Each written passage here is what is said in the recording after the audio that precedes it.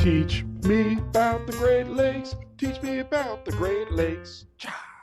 Welcome back to Teach Me About the Great Lakes, a twice-monthly podcast in which I, a Great Lakes novice, ask people who are smarter and harder working than I am to teach me all about the Great Lakes.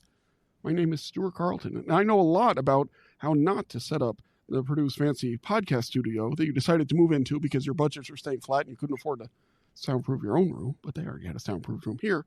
But I don't know a lot about the Great Lakes. Actually, I don't know a lot about either of those. Point is this. That's the point of this here show. And I am solo today. Well, we're going to have guests, but I am solo. Megan is out swimming in the lake. Carolyn is off, I assume, hiking the Canadian Rockies or riding a moose or on the back of a Canada goose or whatever it is that she does in her spare time. And Renie is an introvert. So it is just me.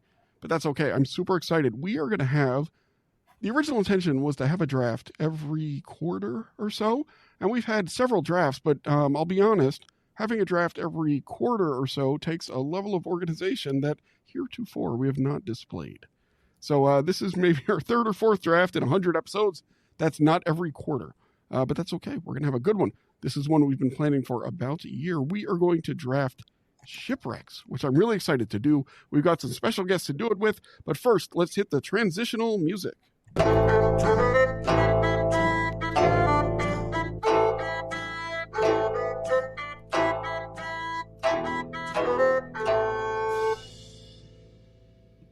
Our first guest in this draft is the one and only Teach Me About the Great Lakes Hall of Famer herself, the original inaugural member, the Babe Ruth and Mariano Rivera of Teach Me About the Great Lakes. It's Stephanie Gandulla, who is, are you still the Resource Protection Coordinator at the Thunder Bay National Marine Sanctuary, or what is it you do these days?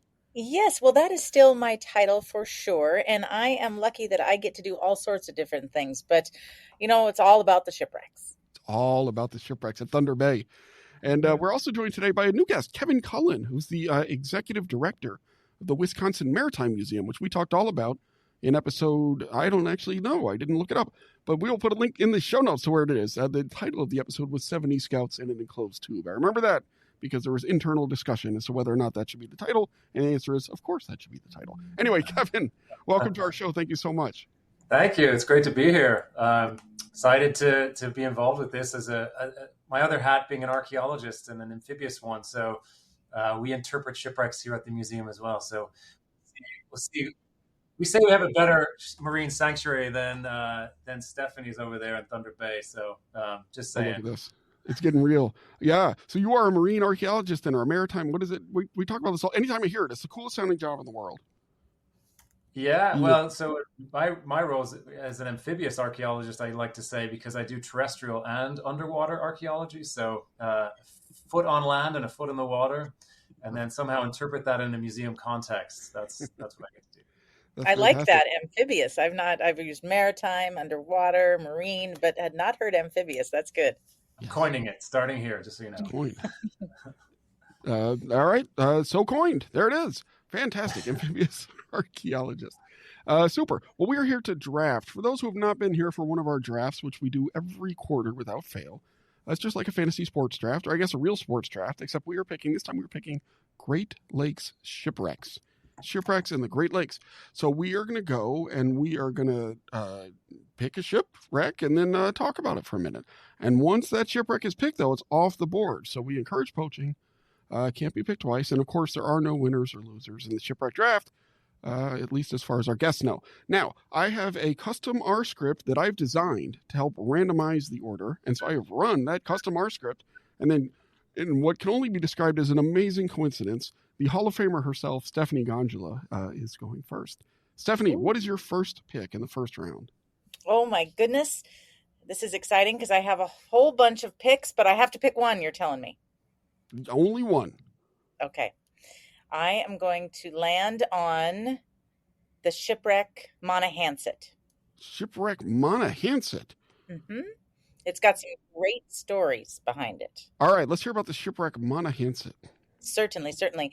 There's many reasons why I chose it, but let's start with the very first reason, and that's because of its accessibility. It is probably one of the most visited sites within the 4,300 square miles of Thunder Bay National Marine Sanctuary, which, if the listeners did not know, is in northwestern Lake Huron off the shores of northeastern Michigan. But the Monahans only about 17 feet deep, and so you can visit it. You don't have to be a technical diver to visit this shipwreck. You can visit it via paddleboard, a kayak, a sailboat, a fishing boat. You can see it from the surface, beautiful crystal clear waters. And the glass bottom boat that operates here out of Alpena visits it on a daily basis. So lots of opportunities to check out this time capsule that sank in 1907. 1907. So a little over, increasingly over 100 years ago. So what happened? How did the Monahans set? What kind of ship was it exactly? Well, here's another reason why it's my first draft pick, and that's because it tells a really pretty typical story of a shipwreck in the Great Lakes. So it was a wooden freighter and hauling a few hundred tons of coal, and it was November, and so dodging a terrible storm out in Lake Huron, and like many ships would do, they wanted to duck into the lee of an island, Thunder Bay Island in this case, to ride out the storm. So they ducked into the lee of the island to get out of the winds, dropped anchor, and about midnight, they thought they were safe, and all of a sudden, somebody dropped a lantern in the engine room. So I mentioned they were carrying coal. They were a wooden ship, so you can guess what happened.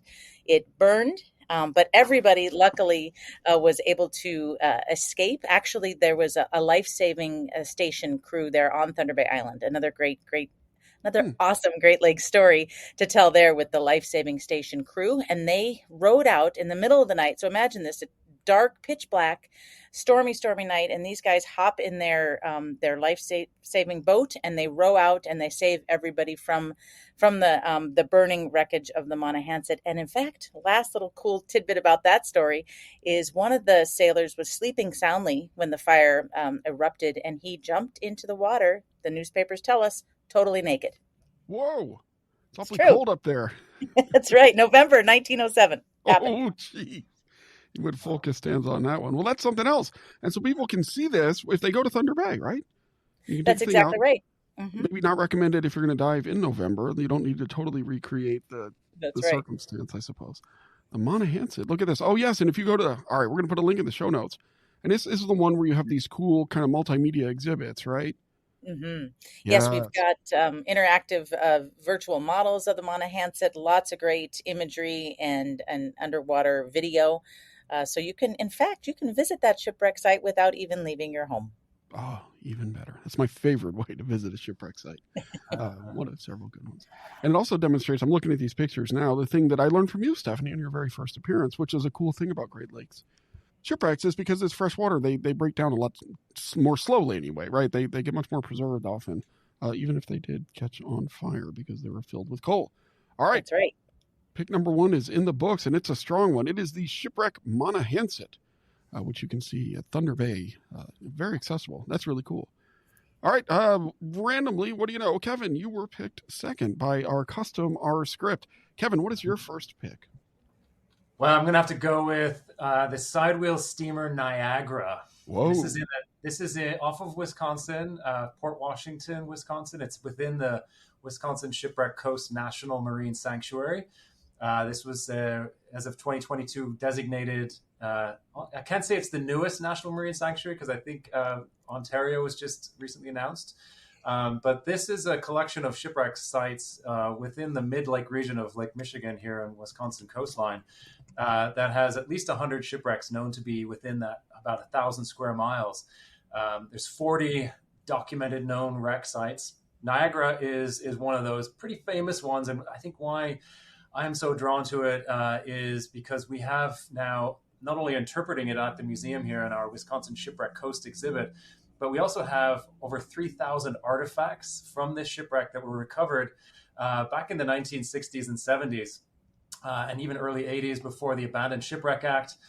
The museum recently took quite an undertaking to work with a private collector to obtain 10,000 of these artifacts. So now we get to tell these stories working with the Wisconsin Historical Society and the National Marine Sanctuary to to tell the story. So what happens? It was built in 1845, and it was in Buffalo, New York. It was a big sidewheel steamer, and it carried passengers and freight.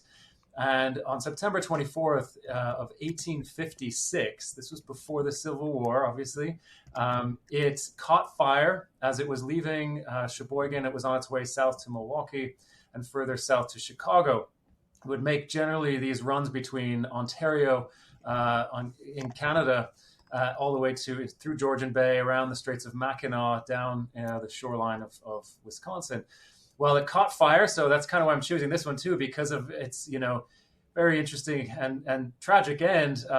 Unfortunately, of the 250 or so passengers, 60 did not survive. So there were fatalities, including at least 24 horses, as well as a huge variety of cargo. It's in about 55 feet of water. It's been known, it was documented, first found in the late 1960s by some of the first kind of open water divers. So it's been known about, again, in that accessible dive range for open water.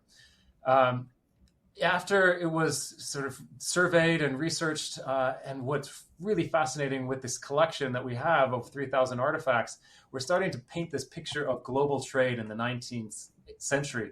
And in this case, artifacts coming from the Netherlands, coming from Britain and Canada, and even now Spain, as we can tell. There's burned brass bells and even ice skates and boots, and it covers the gamut from personal effects to coinage.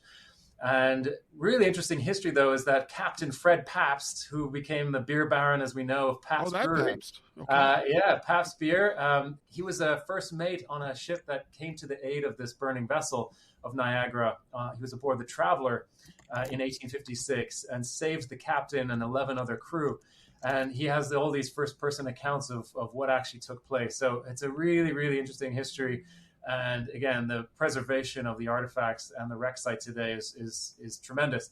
I could go on and on about the architecture of the vessel, and the fact that the steam engine is one of the first of its kind that was also aboard a ship that was the first to transit the Atlantic Ocean. Look at that. Savannah, in 1818, the same Alair steam engine is aboard Niagara, sitting on the bottom of Lake Michigan. So fascinating industrial history too. So when you one thing you mentioned there is part of your job is interpreting shipwrecks, right? And by that, you mean like taking it and using it to tell stories, I assume is what you mean, for the public about the history of the ship and beyond, right? What is it? How do you do that? Do you work with the historians on there? Or what? If I just found a shipwreck, like what would you be looking for? How do you find those stories? And primary research is obviously what we'd like to go for first. So wreck reports, and then secondary being newspaper accounts. Any kind of artifacts are, of course, the material culture that tells the real story of who these people were. There's a number of ways that you can kind of start to dig into this. So I actually, this was a curated exhibit, my last exhibit I curated as curator here before becoming director. So it is in my wheelhouse to kind of do this deep dive research, but it takes a lot of collaboration with smart people and on all levels, from the state, when the Wisconsin Historical Society's Maritime Preservation Program, as well as the Wisconsin Shipwreck Coast National Marine Sanctuary staff with Russ and Caitlin. And so, it kind of, even researchers that have been studying this over the years. So that's kind of the beginning of it. And then getting into the newspaper accounts, fascinating history that actually relates to the Maritime Underground Railroad, which is its own episode, I think, here, where we can connect where that we're likely, in its life history, Niagara carried freedom seekers to Canada. Which is interesting because oftentimes you get the newspaper accounts, they get in a boat and sail to freedom. Well, we're starting to figure out what some of these vessels were, and Niagara is clearly part of that. Look at that. Underground Railroad. You did just talk your way into another episode, actually. We'll have to bring, the Illinois Indigenous Cigar, one thing we've done is we've developed this curriculum called Freedom Seekers, which is about the Underground Railroad and the relationship to natural resources and the environment in the Great Lakes region. Very cool. And one of our main co-hosts on the show is Megan Gunn, and she is out there. She's at a lake right now, I assume. She's diving. She might be at one of these shipwrecks. I don't know. She couldn't make it on this episode, though. But she will definitely want to talk about that. So that is very cool. Awesome. I will mark that down. Mark it down. Great. Well, the audience will notice a difference in the depth of thought that goes into these picks, but that is okay. So for my first pick, I am picking the SS Bannockburn, which I picked for three reasons. One is it was a Canadian registered freighter. It disappeared on Lake Superior in November. Just don't be a ship in the Great Lakes in November, I think, especially around the turn of the last century. Just some life tip advice for you. But so I picked a Canadian registered, and whenever I can harass Carolyn from afar, I choose to do so. Secondly, what's cool about this is that it actually sunk twice. And so that's, suboptimal. After the first sinking, I would probably maybe not sink again. But what do I know? Anyway, it was in leaving from Chicago, and it got ran into a wall of one of the locks in the canal or whatever, and it sprung a leak and fell down to the bottom. It only took on about 9 feet, but it came to rest. Nobody died or whatever, but still it sunk down to the bottom, and so that's not perfect. And then, and for the final voyage of the Bannockburn, it went up near Thunder Bay, Ontario, not Thunder Bay, Michigan, I suppose, and was carrying a whole bunch of wheat and headed for the Georgian Bay. And there was a big, powerful winter storm. Lights went out, and the ship sunk. So it was traveling in this snowy, wintry, stormy night in November, the worst month for late in 19th, early 20th century ships to be traveling. And it sunk. And the other reason I chose it, though, is it has a reputation as being a ghost ship. It has been known as the Flying Dutchman of the Great Lakes, apparently. And so if you are the Flying Dutchman of the Great Lakes and you are a Great Lakes ghost ship, you are going to get picked as the draft. So my first pick is the SS Bannockburn. Twice sunken, once shy, always a ghost, probably out there haunting people as we speak. Excellent. All right, round two of two. We're doing great on time. Stephanie, what you got for your second pick?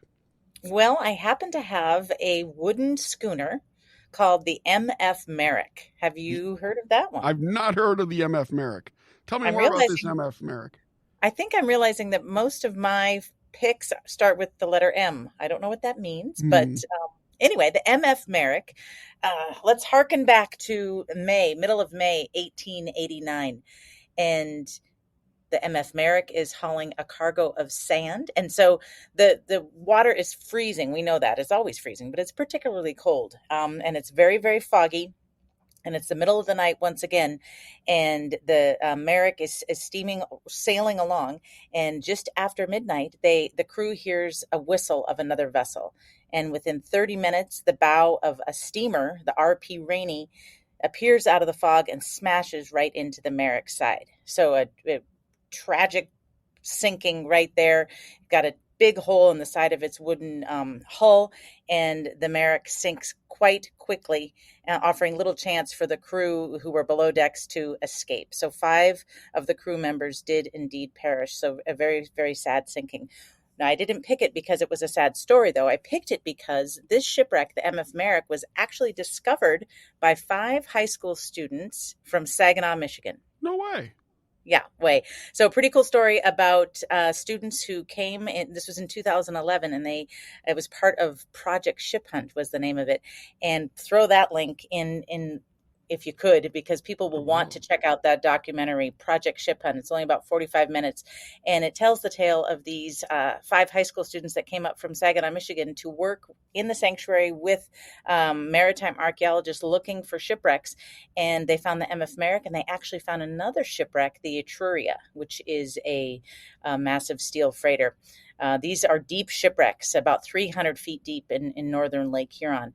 And yet another reason I chose the MF Merrick was because we worked very hard to put a deep water mooring buoy on the Merrick. So this was just a couple years ago. We took our shipwreck mooring buoy program to the next level and got mooring buoys on some of our deepest sites. And so we've had mooring buoys on these wrecks for accessibility for a number of years, for over 20 years. But we hadn't gone deeper than about 160 feet. We've got buoys, on shipwrecks that are 8 feet deep to about 160. But then when we launched this deep water mooring program, we got them on some of the deeper wrecks. So providing accessibility to these shipwrecks is one of our main goals and missions. And the mooring buoys will help protect the wrecks by you don't have the dive boats visiting don't have to drop anchor and potentially damage a historic vessel. It also makes it much easier to find, even if you have the coordinates for a shipwreck. If you're a dive boat, big expanse of water and you're looking for a shipwreck, it makes it much easier if you've got a 4-foot high big white buoy there floating in the water.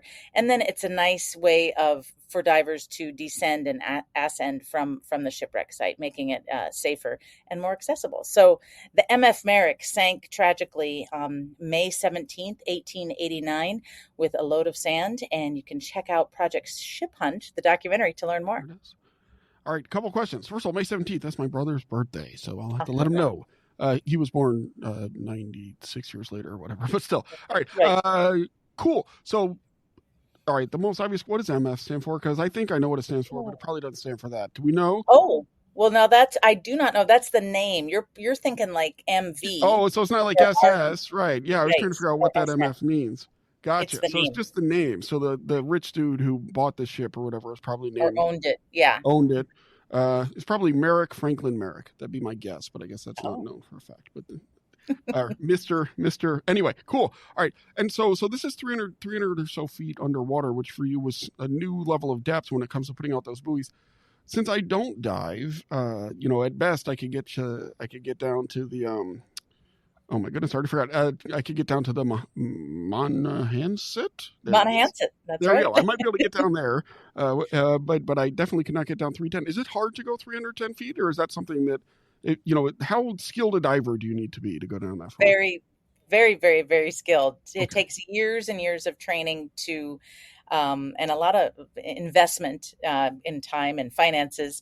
And you got to be really interested in doing that because it's a hobby to the next level, right? So there's many people around the world, technical divers that can get to those depths. The technology is there, but you want to make sure you've got that training. I mean, years and years. It's not years and years and like many. You could do it if you were dedicated, and that's all you did. I'm definitely not. You're not? Okay. Well, then you can stick to the glass bottom boat, Stuart, which is what most people do. Love a good glass bottom boat tour. No, that's great. I'm just curious. I didn't know. So yeah. But that's the cool thing about Thunder Bay is it's all there, right? That's right. Glass bottom boat with me to these more technical dives and that sort of stuff. So that's cool. And the other thing I noticed looking at this picture, and I'm sure I noticed it before, but I've forgotten about it, is this sucker is covered in mussels, it looks like, right? Yes. Do they cause damage to the ships? Is that a concern? Is there anything y'all are doing about it? Yeah, the mussels are such a fascinating Great Lakes story, right? They've, as you very well know, they came in the ballast ships of ocean-going vessels in the 1980s, and totally changed the ecosystem, pretty much destroyed the ecosystem, right? However, they did clear the water up and make diving a whole different experience. People talk about diving here in the Great Lakes before the mussels, and a good visibility day was, maybe 5 to 10 feet. Now, because of the mussels and what they've done to the water clarity by eating everything, filtering everything, is, in the spring, we can have 100 feet of visibility on a good day. I'm sure Kevin has that experience in Wisconsin Shipwreck Coast National Marine Sanctuary. So better for diving.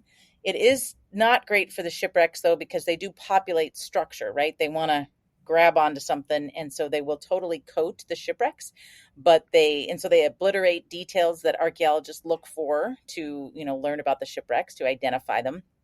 But they're not eating the shipwreck. Like in the ocean, you'll have critters that will actually eat shipwrecks. Like there's one, probably the most, I don't know if popular is the right word, the most ubiquitous one would be the Teredo worm, which is actually a clam, and they love to chew on and eat wooden shipwrecks in the ocean. We don't have those here. The mussels, zebra and quagga, will just populate those shipwrecks, and the last thing how they could affect the shipwrecks is being really heavy and possibly making it collapse a little bit sooner than it would without little shellfish on them. That's no good. Yeah, on metal, right, you were saying is carbonic acid, this reaction that's happening now with excreting after they filter a liter a day.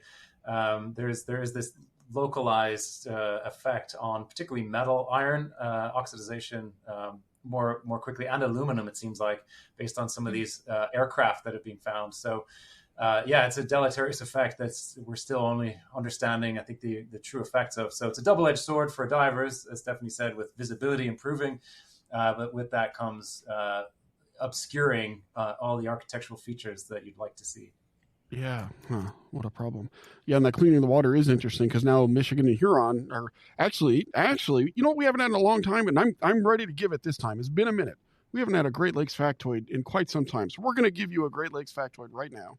It's a Great Lakes factoid, a Great Lakes factoid. It's a great factoid about the Great Lakes.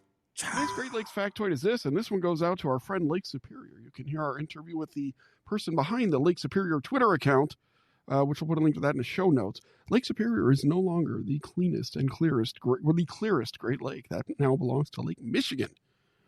Thanks to the aforementioned quagga mussel, Superior has not gotten dirtier. Michigan's just gotten cleaner, and to the point where one thing we'd like to talk about and sort of joke about on the show now is our director, Illinois Indiana Sea Grants director, Thomas Hook, talks about how Lake Michigan is too clean now because the productivity is down. But it does make it kind of cool for shipwrecks to a certain extent.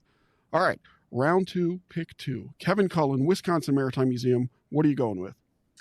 I have to go with the Rouse Simmons shipwreck. It's the Christmas tree ship. Yes.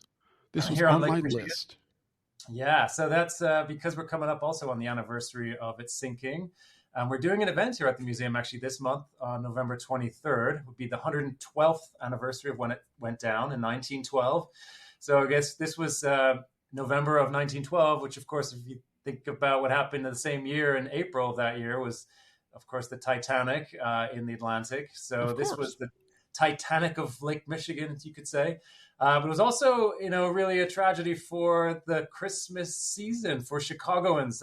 These were the vessels, these were Christmas tree ships. It wasn't the only one of its kind, but it was built in 1868 as a grain hauler, carrying, most of these early schooners, 3-masted schooners carried, in their prime days, the liquid gold, or at least the gold of the era was the wheat and grain. And over time, they kind of get used for other things, bulk cargo. By the end of their lives, in this case, so from 1868, built in Milwaukee to 1912, it was fairly old. And it was coming from northern Lake Michigan in the UP, Thompson, Michigan, in the Upper Peninsula, with a bunch of lumbermen. It was their last run of the season, and they were heading back to Chicago with a load of Christmas trees, thousands of balsam trees, when they were last sighted, essentially flying a distress signal off of Two Rivers, Wisconsin. The Kewanee Life-Saving Station, actually just further north, saw it with a distress flag. So it was actually flying upside down and half-mast. And so they knew something was going on. And, they were never seen again. The Coast Guard basically went out, the life-saving service out of Two Rivers, just north of Manitowoc, went looking for this distressed vessel. Some say there was a storm that caused it to go down, but in fact, research has shown and archaeology has shown that actually it was likely the case that it was a case of an old vessel meeting its end, and all lives were lost, including the Captain Santa, as he was called, Herman Schuneman. And so 16 fatalities, unfortunately, on that wreck. Now, it was, for weeks later, there were trees washing ashore on land, and there was even the wallet washed ashore. His wallet came ashore years later. So there was all of this kind of mystique and drama around it. Again, it was the year that Christmas trees weren't being able to be purchased off of the boats down in Chicago at the pier. You'd go down and you'd pick out your Christmas tree right from the deck of these schooners and take it to your house. Well, so that was, why it kind of lived on as kind of this legendary Christmas tree ship. And it was not known where it was ultimately wrecked until really fishermen out of Two Rivers, Wisconsin, within the National Marine Sanctuary eventually. But fishermen went out there and they were pulling up, what looked like a mast and things like that. And so that they tipped off an early diver, a very famous kind of shipwreck hunter in the 70s named Kent Bell Richard, who's still alive and who's actually going to be here for this event coming up at the museum on November 3rd. Who found the shipwreck. He eventually went down. He went down with this was when zero visibility before quagga mussels again. There was he had a homemade flashlight. It was getting dark. He was by himself. He dropped down and figured out he was on a schooner. Came back about a week later, and it was determined that he found the famous Christmas tree ship. So it's a really, really interesting story. We have at the museum, again, a number of shipwreck artifacts that were recovered, both by Butch Klopp within this the Klopp collection, and Bell Richard. There are even light bulbs. This is what's so fascinating. We have fully intact light bulbs from 1912. This is the beginning of electrification. And they would have lit these light bulbs when they got to the shore, when they had shore power. When they were underway, of course, they would have had oil lamps while they were underway. So it's a fascinating story of kind of overcoming kind of years of service on the lake, but then ultimately succumbing to, in some ways, kind of greed, because they were pushing their luck with the last runs of the season, kind of a ship that was probably could have used a bit more maintenance, and eventually all lives were lost. And the story lives on, though, with this Christmas tree ship, Rouse Simmons. So there you go. That's my pick. What a good pick it is. And that was before they didn't have movies then. Like if they'd have movies then, they would know to never go on that one last mission, right? But that's it. That seems to be the case, yeah. All right. Our last pick is miraculously, for whatever reason, nobody knows why, not yet picked, despite it being the genesis of this whole shipwreck draft. And that is the Ironton, which up until recently was maybe the newest discovered shipwreck, although it has since been eclipsed, I guess. And so the Ironton, this was something that they recently found just off of Thunder Bay Marine Sanctuary. Or was it part of your sanctuary? Where was it, Stephanie? I can't remember where they found it. Well, goodness, yes. We discovered that was why it's such a big deal. Yeah, you took one of mine, but I'm glad you did. Well, I poached yours, but it was the second round, so we had to. So yes, with the Ironton, though, here's the thing. If I can get my tab to open, I'll tell you even more about it, to tell you the truth. But the Ironton was a ship that was sailing. It was a schooner that would haul things like corn and grains and stuff like that, liquid gold, some would call it, the liquid gold of the era across the Great Lakes. And what's interesting about the Ironton was it set out, this was September, not November, when it sunk. And what happened was it crashed into another boat, the Ohio. I think the weather turned bad, and it was being towed lightly. It didn't have much in the way of cargo, and it was being towed by a boat called the Ohio, not the Ohio, by the Charles Kershaw is what was towing it. And they saw the Ohio floating around, and they said, "Oh, rats, there's the Ohio." So they cut the Ironton rope. At least this is one version of what might have happened. And the Ironton was drifting, and it and the Ohio crashed together, and the Ironton sunk.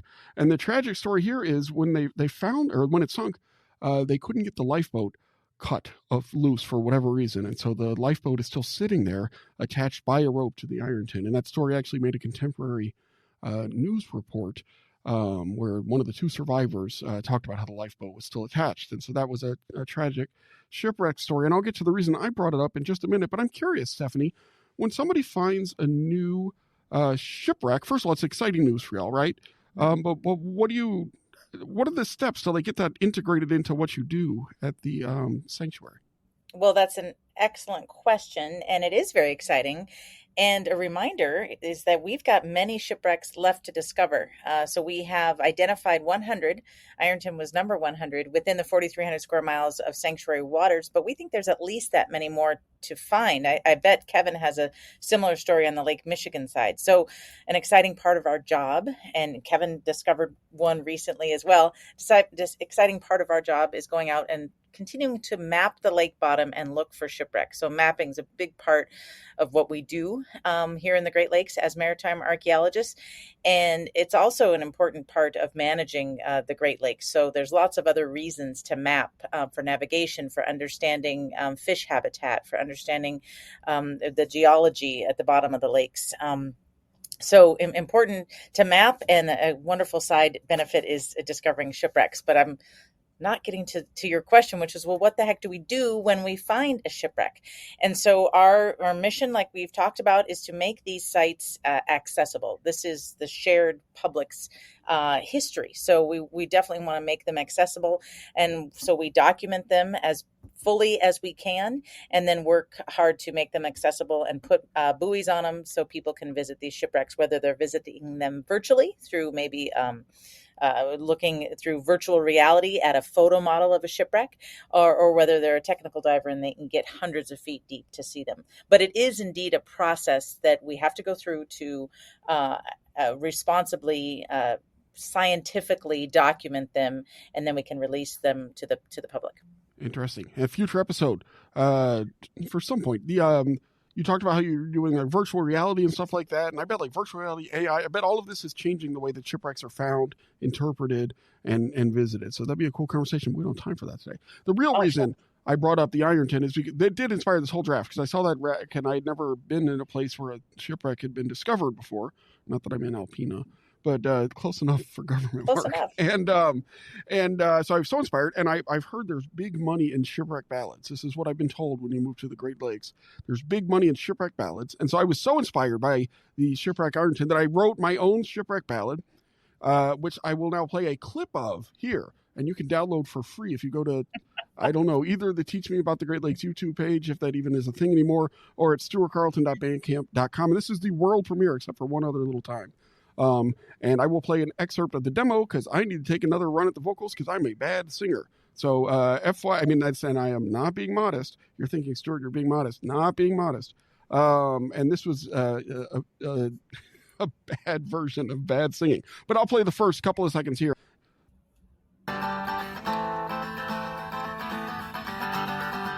Set sail from Ashtabula, out a cloud in the sky, bound for Marquette, Michigan, to haul some corn and some rye. Ironton in the moonlight, two schooners set in tow, pulled by steamer Charlie Kershaw will go where she will go.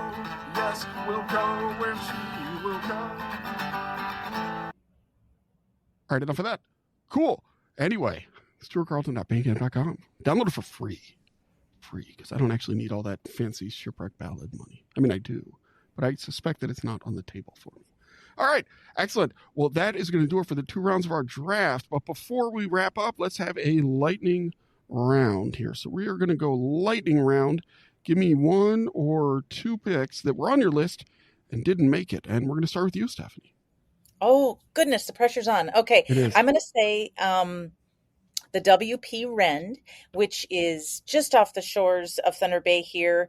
And I'm choosing that one because it's one of our main sites where we do our freshwater acidification sampling. So truly interdisciplinary project at a shipwreck site, doing acidification sampling about climate change. Super cool science happening here in the sanctuary. Excellent. Kevin, anything left on your list? Oh, there's a few, but I guess I'll just have to say, well, Edmund Fitzgerald, because everybody's got to say that, 1975 in Superior. But my other Lake Superior one that I think is worth mentioning, though, is Kamloops, which is a phenomenal SS Kamloops. It was built in 1924, and it's a fascinating story off of Isle Royale. One survivor, essentially, that froze to death on Isle Royale. It's sitting in deep, deep water too, sitting on its side on the edge of basically a giant escarpment cliff, full preservation. I mean, it's carrying all kinds of bulk cargo with shoes and so on. And there's even supposedly a quote unquote a mummy on board. So it's one of the crewmen is still down below and has undergone a process of saponification, turned into basically a soap mummy. And his translucent skin still there as a human remains. So it's it's a grave site, but a hugely interesting history and fully preserved. One of the best preservation shipwrecks on the Great Lakes. Mm-hmm. SS Kamloops sank in 1927. 1927 All right. Since he got 2, can I do one more? Yeah, I said do 2. I said do 1 or 2. I'm sorry. I thought you chose to do but 1. My second one then would be the Montana, and that is a wooden steam barge that sits in about 65 feet of water just at the mouth of Thunder Bay. I've dove it lots and lots of times. I love it, and it's got its big steeple engine standing upright about 30 feet in the water column, so super cool recreational diving depths, awesome shipwreck site. But my favorite thing about it is there are always burbot hanging out at the Montana. I don't know if you of course you know what burbot are. Burbot are my favorite. Well, burbot and sturgeon. I don't know which is my favorite, but lots of burbot hang out there. We talk about burbot all of the time on Ask Dr. Fish, which is on hiatus right now, but that's with Titus Seilheimer and with Dr. Katie O'Reilly, a super fun streaming show that we do It's on a little bit of a break, but it'll be back. I'm not worried about that at all. Very cool. I've got a burbot story. Oh, let's hear it. All right, so it was a night dive in the Straits of Mackinac when I first started diving over 20 years ago. And so pitch black, go down inside of the Eberbrock Ward, which is a wonderful historic shipwreck in the Straits. And it was a penetrating wreck dive at night. So we all have our flashlights and the glow sticks on our tanks. Anyway, so I'm going back to the back of the vessel, and all of a sudden a burbot came out of the blackness right over my head, and it made me almost spit out my regulator because I was so freaked out. I thought it was a ghost coming at me. But of course, they love just, swimming by, but it came literally grazing the top of my head. I'll never forget that. And that's its residence, I guess, at the bottom of the Straits of Mackinac. There we go. The other fun story about burbot that we bring up every now and again on Ask Dr. Fish is that they sing during the most specialist moments of their lives. And so that's a exciting thing about burbot. Yeah. Not when their kids are born, I guess. When they're conceived. Anyway, very cool. All right. I'm not a shipwreck expert, but one other one that stuck out for me when I was doing my extensive research is the SS, I think it's an SS. It might not be that. It's probably not an SS. Le Griffon. It's French, Le Griffin, we would say in New Orleans, where I'm from. Maybe the first shipwreck on the Great Lakes. It disappeared in the 17th century, right? It was a French ship, and I believe that it is unfound as of today. At least that is my understanding. So, the Holy Grail. The Holy Grail. Look at that. Yes, it is. And we've been watching a lot of Monty Python with my kids right now. So I've got a lot of that on my mind, but not that particular Holy Grail. Anyway, this is great. Now, we are late on time. I apologize for this. So, Stephanie, you have answered these questions a bunch, but Kevin, you have not. And the reason that we pull you in to this is not to draft ships. Nobody cares about drafting ships, well, except me. And but it's to ask you two questions. The first one is this. If you could choose to have a great donut for breakfast or a great sandwich for lunch, which one would you choose? Ooh, me? I'm kind of a savory kind of character, so I'm going to go with sandwich, but maybe not a traditional sandwich. Okay. Like a naan, if that can be, a thing. But we have in Manitowoc here really great. We have a lot of nice little restaurants. But Ryan's on York makes the forbidden naan, and that's with, black rice, cabbage, jalapenos, pickled carrots, green onions, and aioli. So it's a veg, you can put chicken in there too, but I'm all about fusion. So living in India for a year, I try to find things that have, unique flavors. And when you can wrap it into a naan, why not? Why not? I agree. That is excellent. And we've gotten a couple Manitowoc recommendations, but not this one. So that is good. I'm writing it down as we That does sound good. Stephanie, you're a multiple times sandwich person. Are you still a sandwich person, we thinking? Yeah, but maybe I'll be a little different. I was just thinking, I could do a breakfast sandwich, or if I have a new favorite donut, I am usually more of a savory person myself, but my new favorite donut is at the Cops and Donuts store here, which is pretty new here in Alpena, and it's a cherry donut. So Michigan cherry donut with chocolate frosting. That's what I'm going with this time.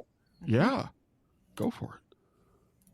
If you want to check those out, you can go to Alpena, Michigan, where you should go anyway. You should go for the, are y'all having the film festival this year? Oh, yes, indeed. In fact, I'm actually in the middle of programming the 13th annual film festival, which is happening January 22nd through the 26th. And boy, have we got some amazing films. One that I'll mention, which you may have heard of, is All Too Clear. And you can guess what that's about. It's something we were just talking about, the invasive mussels. Brilliantly filmed Great Lakes documentary, All Too Clear, at the Thunder Bay International Film Festival. You got to come. I'm so glad that's ready. I need to reach out to them because I met the producer. I met the team behind that at the International Association for Great Lakes Research Conference in Toronto, I think it was, where I met them a couple of years ago, and they were working on it. They have really cool technology. This is definitely worth going to see. I haven't seen the movie yet, but seeing the cameras and stuff that they were using and some of the stuff, I bet the footage is just awesome. So yes, go to Alpena and go check that out. Excellent.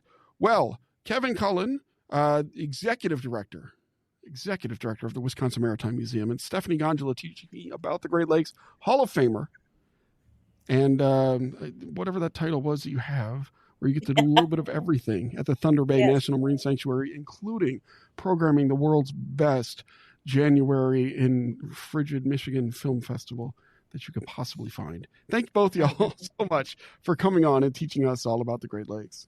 Thank you, Stuart. All right, now we'll clear out with the Guardian. That was the best of my life. I got the captain of the Guardian to honk the horn for me. I'll be honest, I think I won another draft. Starting to get a little bit boring winning this frequently, but that is what we do. Teach Me About the Great Lakes is brought to you by the fine people at Illinois Indiana Sea Grant, and we encourage you to check out the cool stuff we do at iiseagrant.org and at ILINSeagrant on Facebook, Twitter, and other social media. Our senior producer is Carolyn Foley, and Teach Me About the Great Lakes is produced by Megan the Lake Lover Gunn and Renie Miles. Ethan Chitty is our associate producer and fixer. Our super fun podcast artwork is by Joel Davenport, and the show is edited and awesomed by Sandra Svoboda. If you have a question or comment about the show, please email it to teachmeaboutthegreatlakes@gmail.com or leave us a message on our hotline. Everybody's doing it, except for you. 765-496-IISG. That's 4474 for those of you counting at home. You can also follow the show on Twitter at Teach Great Lakes, but like the Ironton, that's a real wreck over there right now. Either way, thanks for listening and keep grading those lakes.